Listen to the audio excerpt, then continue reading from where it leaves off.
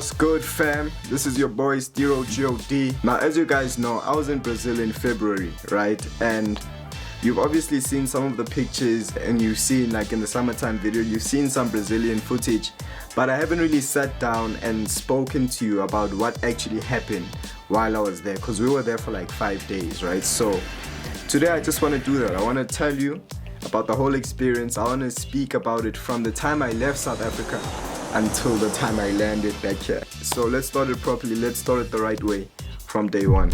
Let's go. So look, the crazy thing about the whole situation is I actually almost never went to Brazil.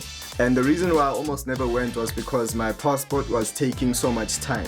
Dude, it was the most frustrating thing ever. I had applied online for my passport. I applied back in October because I remember Freckles told me that he missed out on going to Los Angeles in 2020 because his passport wasn't ready. So I already applied for it back in October. I applied and I paid for the booking or the application, and after I applied and paid, they never sent me a date to go and apply. They never sent me anything. Like, I just paid and it was like the website was frozen since then. And then in January I get a message from Converse saying, look, get your passports ready. February we are going to Brazil. We're gonna go and celebrate Carnival. I was like, yo, this cannot be real. So immediately I got on the computer and I was like, okay, let me check my application on eHome Affairs. Let me check if the website is gonna work now. Guess what? It didn't work. I still wasn't getting my date, but my application was still valid. So I called them. I'm like, yo guys, what's the story with my passport? Because I've applied, but I haven't been given a date to capture my biometrics. They say to me, okay, look, if that's the problem, you're just gonna have to go to a Home Affairs branch and they're gonna help you there. So I'm like, okay, cool. A few days later, I go to a Home Affairs branch and I'm like, okay guys, this is the story with my passport. Can you please help me rectify? And they were like, my nigga, first of all, do you have an appointment? I'm like, since when do you even need an appointment for walk-ins? So anyway, I went in, they couldn't help me. I was just like, you know what, it is what it is. I went back home. And bear in mind, during this time, I'm getting a message from Converse every single day like, bro, we need to book your flights. When is your passport gonna be ready? So this is like the 28th of Jan. I say to Converse, I'm like, guys, look, if my passport is not ready, find somebody else, it's okay. And the reason why I said that was because I didn't want to now slow down the process. So I was just like, look guys, if I don't have my passport ready by the 8th of February, you can find somebody else. Remember, we were supposed to fly out on the 17th. I come to the office and I try to make a call again to Home Affairs, tell them, guys, this is what's happening. Home Affairs just couldn't help me. So on one of the days, my sister needed to go somewhere and I was looking on Google which Home Affairs branch, which bank branch can I go to get my passport ready. There was one close by here, so I'm reading the reviews on that particular branch. I see people saying I got my passport within 2 weeks, I got mine within 5 days, and then I see others saying I applied months ago, I didn't get mine, and I'm just like, yo, this is a problem. Like, even if I do go to this place, they're probably not gonna have my passport ready by the time it's supposed to be ready. So I was just like, you know what, I'm gonna take the chance. My sister came into the studio and she's like, Lang, I'm driving out. I'm like, let me come with you.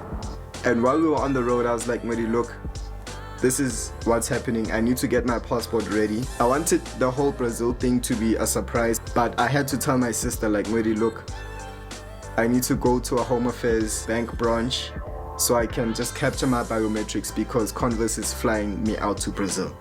And she was like, okay, let's go. Now, bear in mind, it's a bank branch. Bank branches do not take walk-ins at all, and they're very strict about it. So on this day, I walked in and I told the guy, the eHome Affairs website has been acting snacks for months. I applied in October, I still haven't received a date.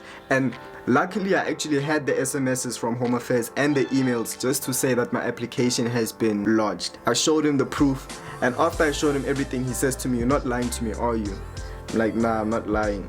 And then he's like, okay, I'm only gonna help you this one time. And I was like, thank you so much. This is on the 2nd of February. No, he's like, go sit down. He checked my eHome Affairs website and whatever, and then he set me up for the biometrics. Okay, cool. He sat me down. He's like, you can go take your biometrics. I take my biometrics. As I'm leaving the office block where the FNB was, I get an SMS saying biometrics have been captured. You'll receive an SMS once your passport is ready. Converse is on my case. I'm like, okay guys, look, Home Affairs got back to me. My passport will be ready by the 8th latest. So now it's literally just a waiting game because I've captured the biometrics.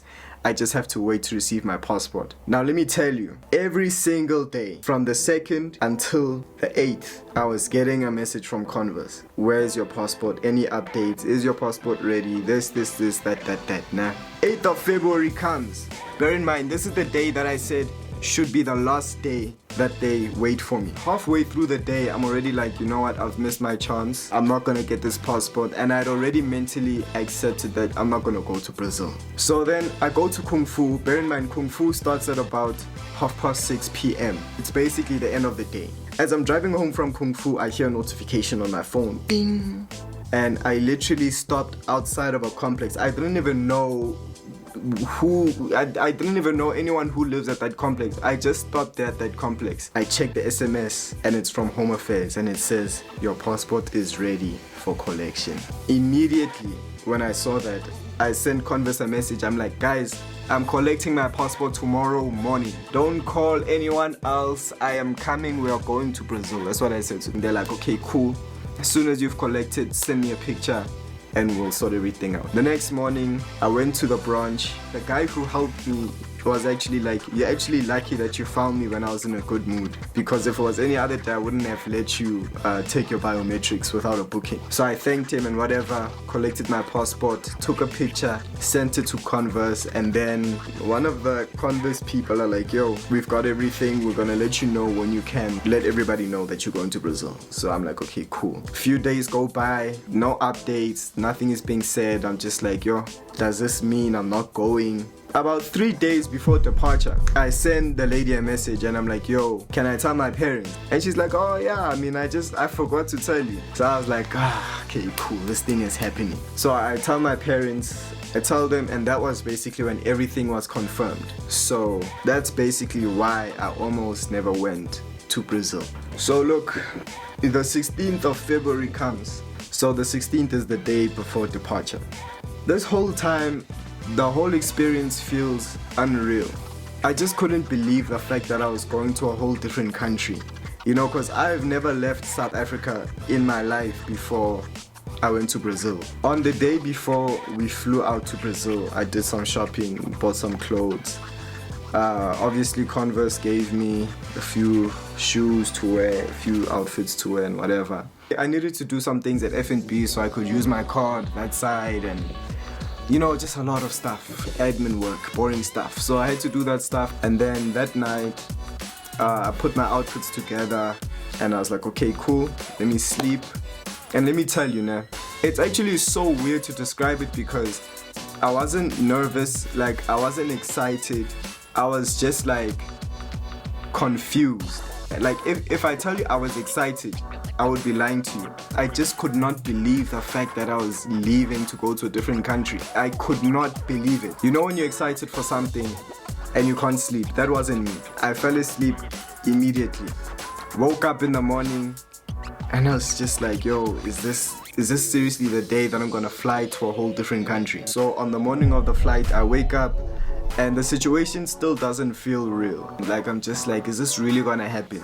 Got ready, took my siblings to school. It was the usual routine, and then from there we went to the airport. When we were at the airport, me and my dad had breakfast and you know, we just had a talk before I leave.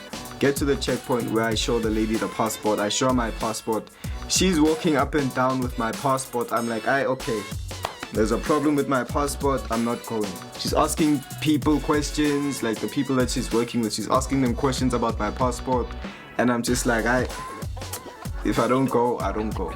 But then eventually she's like, okay, cool, your passport is fine, you can go this way.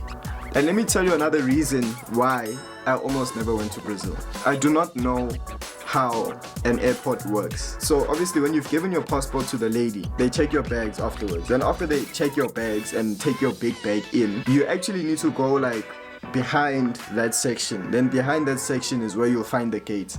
I didn't know that. I was literally chilling at the viewing deck watching other planes take off. I chilled there for like an hour and I went back downstairs. And when I went back downstairs, the security guard is like, how, you're still here? I'm like, where am I supposed to be? He's like, nigga, you're supposed to go this way. So I'm like, oh.